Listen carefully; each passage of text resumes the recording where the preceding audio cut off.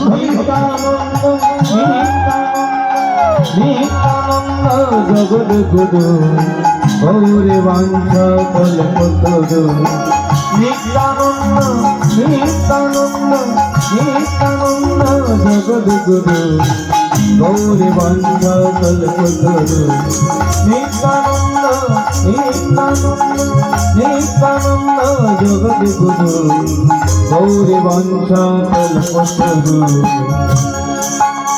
মহাপ্রভু সীতানাথ মোদের পণ্ডিত শিবাস মহাপ্রভু সীতানাথ পণ্ডিত শিবাস মহাপ্রভু সীতানাথ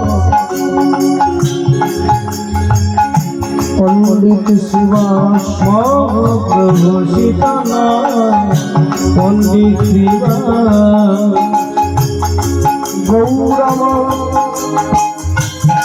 গদাধর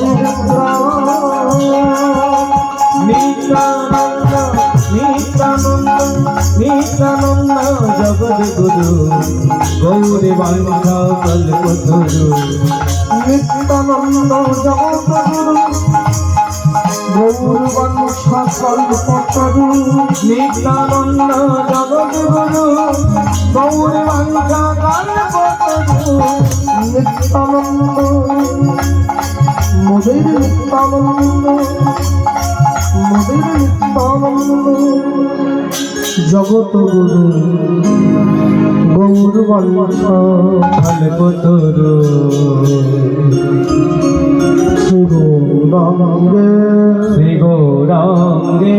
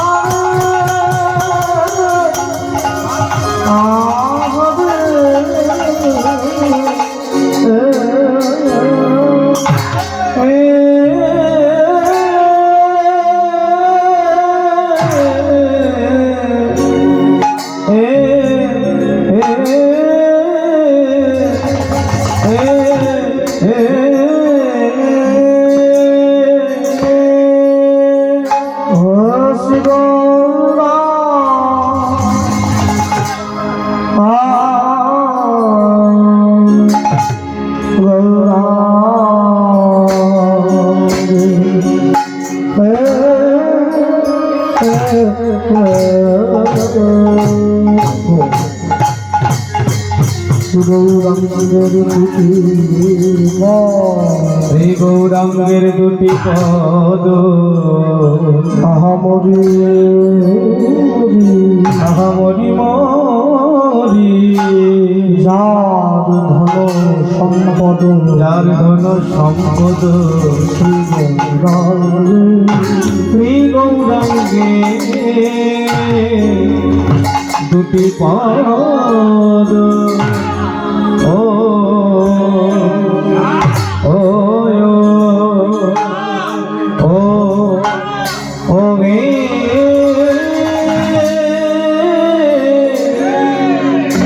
আহারে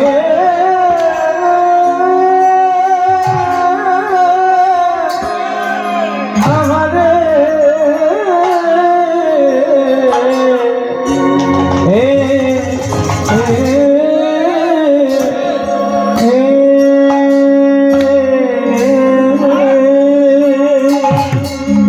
বসে জানে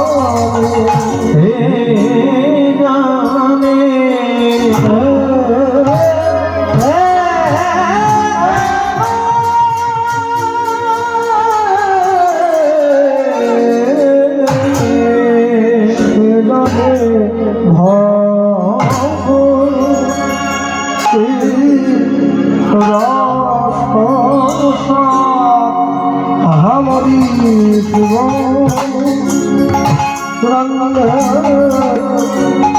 দুটি পদ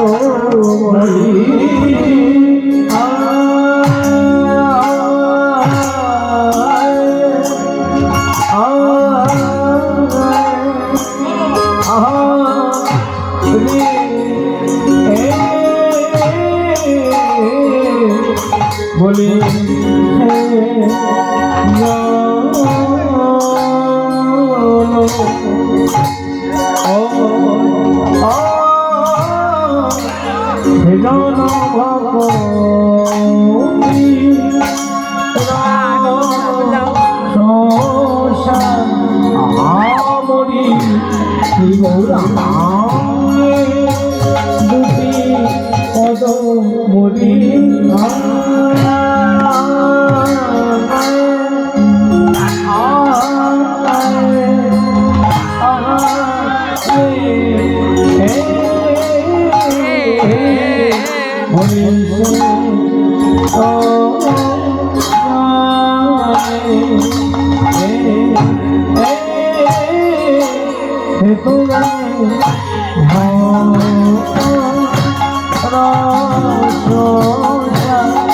আমরি শ্রী গৌরাঙ্গে দুটি পদ মরি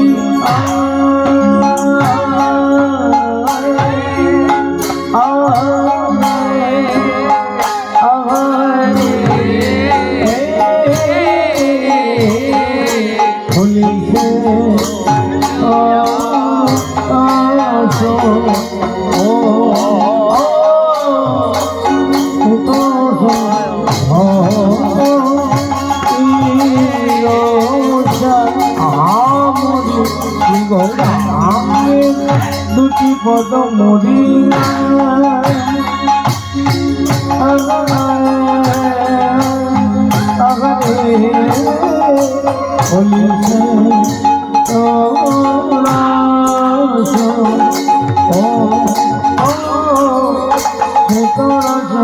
দুটি পদ মরি গৌরাঙ্গে দুটি পদ মরি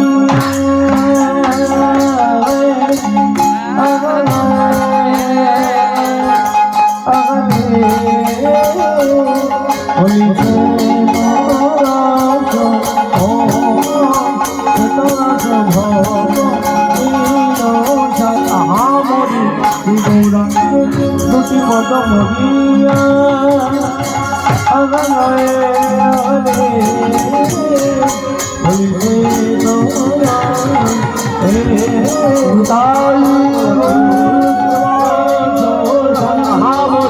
শ্রী গৌরাঙ্গে দুটি পদ মরিয়া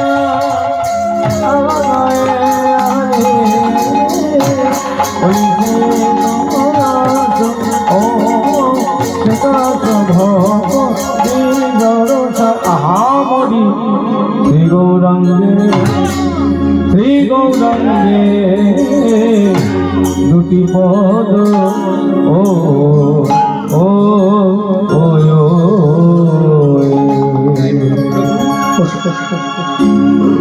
এই গো কমিয়ে দাও অনবৃত চরিণ চিরাত করুণাবতীর্ণ কালো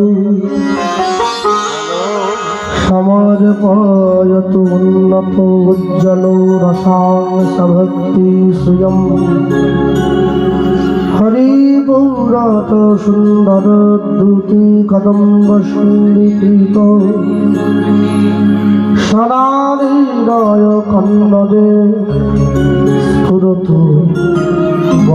শ্রী সচি নন্দন শ্রী সচি নন্দন জয়নিতাই উপস্থিত মহামহালীলা সংকীর্তন রূপী মহত্তর যজ্ঞানুষ্ঠান কীর্তন প্রারম্ভে নিকটস্থ দূরগত অনাহত আহত নিমন্ত্রিত অনিমন্ত্রিত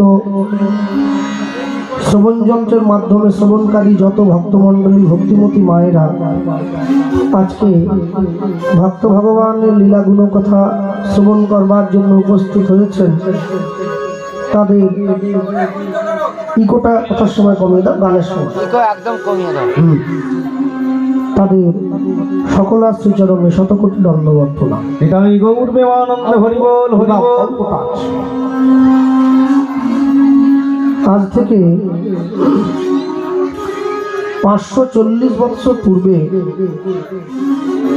কলিকালের মাটিতে শ্রীকৃষ্ণ চৈতন্য মহাপ্রভুর শুভ আবির্ভাব।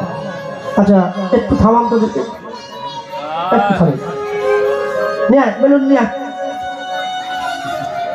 এই বেলুন নিয়ে নেবো, আমি ভালোবাসা লেখা আছে বেলুনে, নিয়ে নেবো।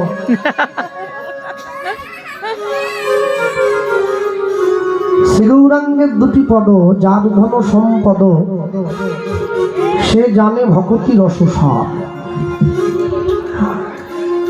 শুরুতে দাঁড়িয়ে যে শ্লোকটা আপনারা শুনলেন, অনর্পিত চরিণ চিরাত করুণাবতীর্ণ কলৌ সমর্পয়তু উন্নত উজ্জ্বল রসাংশ ভক্তি শ্রিয়ম আর ডিস্টার্ব করো না। হরিপুরট সুন্দর দ্যুতি কদম্ব সন্নিপিত সদা হৃদয় কন্দরে স্ফুরতু শ্রী সচিনন্দ।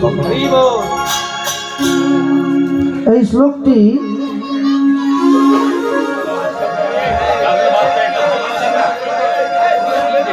যাও মামা একটু দেখে। হ্যাঁ,